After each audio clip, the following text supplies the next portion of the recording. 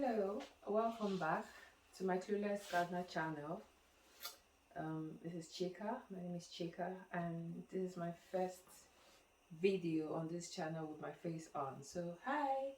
I've had a bit of 2 week. I think it's a 2 week delay on doing this video, and I decided this morning, you know what, eat that frog, as Brian Tracy says. So I just got my tripod from Amazon, the most basic tripod I could get. Put my phone on, and I'm just gonna get through with this video. As time goes on, as I upload more videos, the production quality is definitely going to get better. I just need to get this out of the way so I don't start procrastinating, and then 2 weeks becomes 2 months and 2 years and it never gets done. So stay with me while I do. So the reason for this video is to show you how I go from this, which is the kombucha that has gone through the first fermentation process. If you want to know how to get your kombucha to this point, there are other videos on my channel which I can link later. I'll link the video to my channel here or here. I don't know. I see people doing this, so we'll see where it goes to. Today I'm choosing to create a flavor mix. So to this flavor, I mean, you can do anything with your 12 fermentation. It's just the flavor you want with your kombucha. So for me today, I'm choosing to create blueberry and ginger with some Manuka honey in it.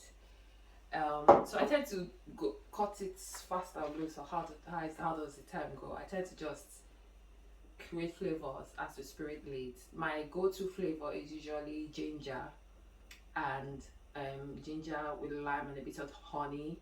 I found that the ones that are more citrusy tend to give up the biggest carbonation. It's usually fun, but in the end, I'm not creating my kombucha just for it to be fun and for it to have all that carbonation and, you know, waste half of the bottle. So I digress. I do have eggs boiling because I need to make breakfast, and you know, I multitask a lot. So pardon the egg boiling. I have eggs every day. It's all part of the fitness thing, like they say. So yes. The first step is I'll just put this here for convenience. Normally I'll wash it in the sink, but just for convenience and to show you what I do. This is just some store-bought blueberries here. So like I said in one of my old videos, I always wash my store-bought fruit, in fact every fruit, with at least salt. This is from Flavor Foods pink Himalaya salt. It's very natural. It has none of those dodgy ingredients in it. And then this is just water. This is spring water. You shouldn't, well, if you have the money, you can use spring water. I just didn't want to start filming near the sink because the sink is a little bit messy. We are being real here, aren't we? Yeah, so I'm just gonna wash this a little bit in the salt water, just to make sure I'm getting some of the, you know, messy, junky things, you know, that you find in store-bought fruit and all. I think this is sufficient enough for what I'm wanting to use it for. So I'm just washing it up in this.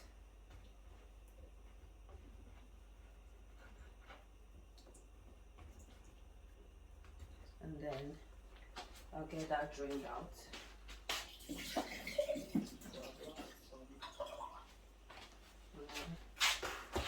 I'll go for the second stage, and then put it in my blender. At this point I think my eggs are ready, so I'll just pull that off so it doesn't interrupt this video anyway. And the eggs are ready, and then just put some blueberries in here. This is enough, to be honest, for what I want to do. Yum. Right, so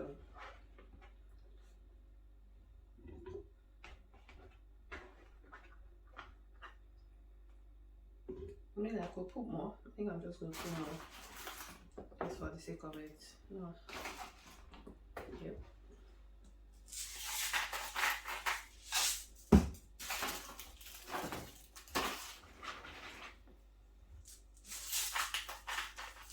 I'll put a link into this products in this video anyway. Well, the brand is Flavored and it's very pure Himalayan salt. And it's really, really good. Are easy to cook, are easy for bubble bath, are easy for all sorts.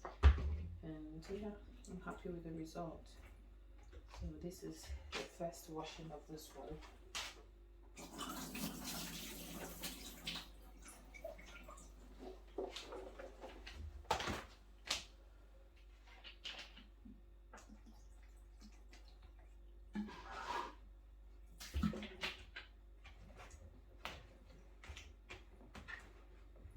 I just tend to love to eat fruits. They're very nice, aren't they? Yeah. But there's a lot of blueberry for this one, but who's counting? No one. So yeah, cool. This is blueberry. And then next thing to put is for Manuka honey. But I do have some regular honey as well, which you can put in it. But I'll put the Manuka honey in mine.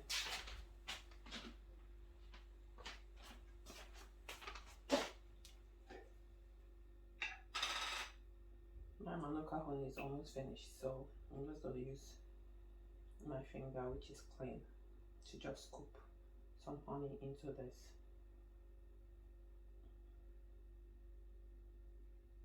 Alright. Yummy. But then I have some ginger, which has been blended. Let's see of my parents. So all I'm doing is I'm just gonna wash my hands.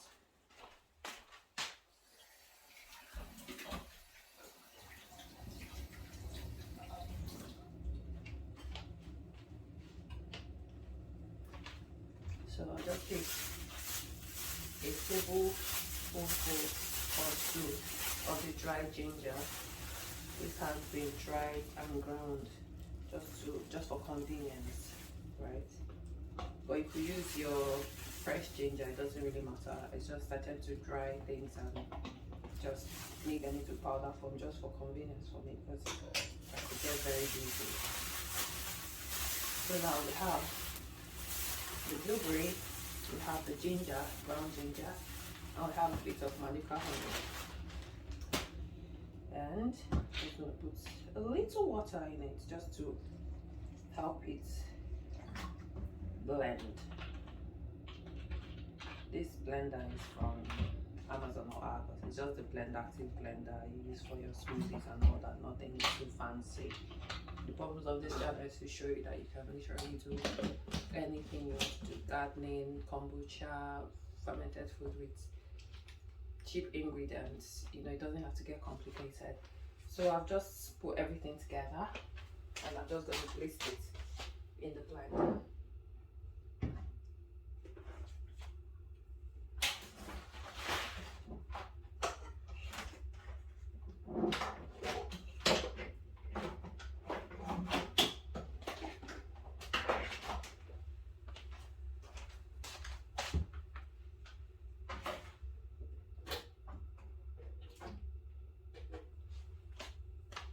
So I'm just going to place it in the blender now.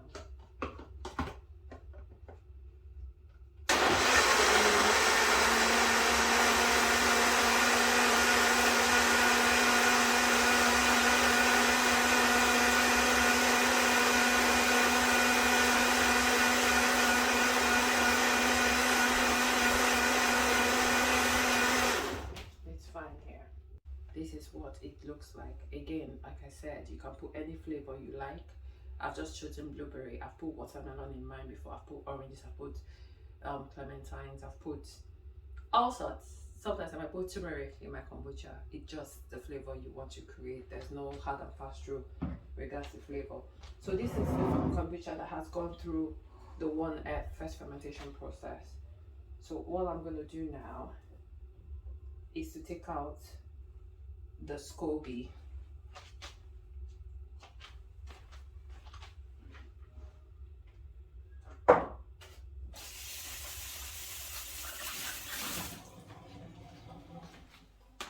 So I'll take out the SCOBY here.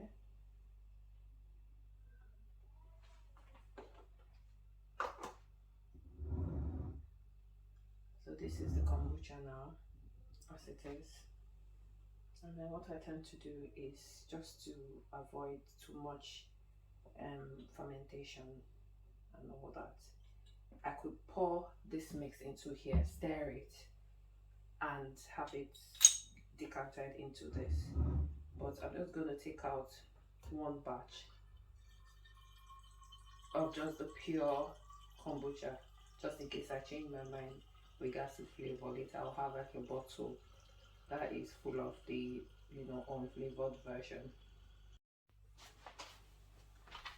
So you pour out, when I pour out personally, I tend to pour out like a batch of unflavored ones, and then what that does is also gives this container some space, you know. And then this is where it could get tricky, because it could start carbonating. This is the fun of kombucha. This is why people like kombucha, because of this carbonation.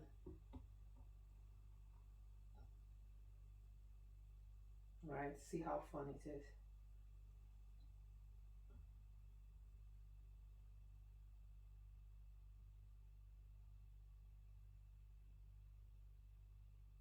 So when you pour it in there, I tend to want to use a wooden spoon, but because the wooden spoon is not immediately available, I use this metal spoon. You can use wooden spoon just to mix it up in.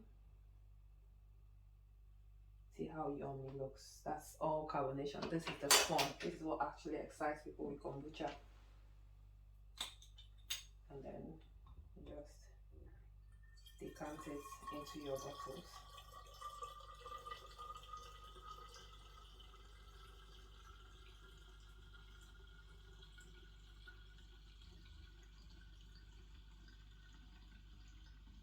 Make sure you leave some gap for the air. I tend not to fill it to the end for myself. Just keep that gap. I can fill it up a little bit more, just for when it carbonates, so that, you know, it doesn't burst. There's still a bit of gap. Because after this, I'm going to leave this to ferment further for 1 or 2 weeks, and then at that point, it's properly carbonated. It's just like a very light drink. At this point, you can drink it. You can drink it at the 1F stage, but for me, I tend to like things properly carbonated and really nice.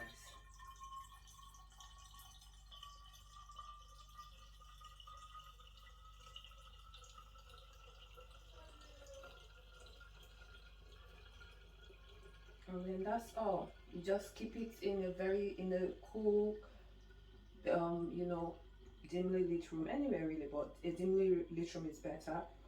A cool place for 2 weeks, and then pop it up and pour it into your cup, and it's ready to drink. So that's it for kombucha 2F. If you have any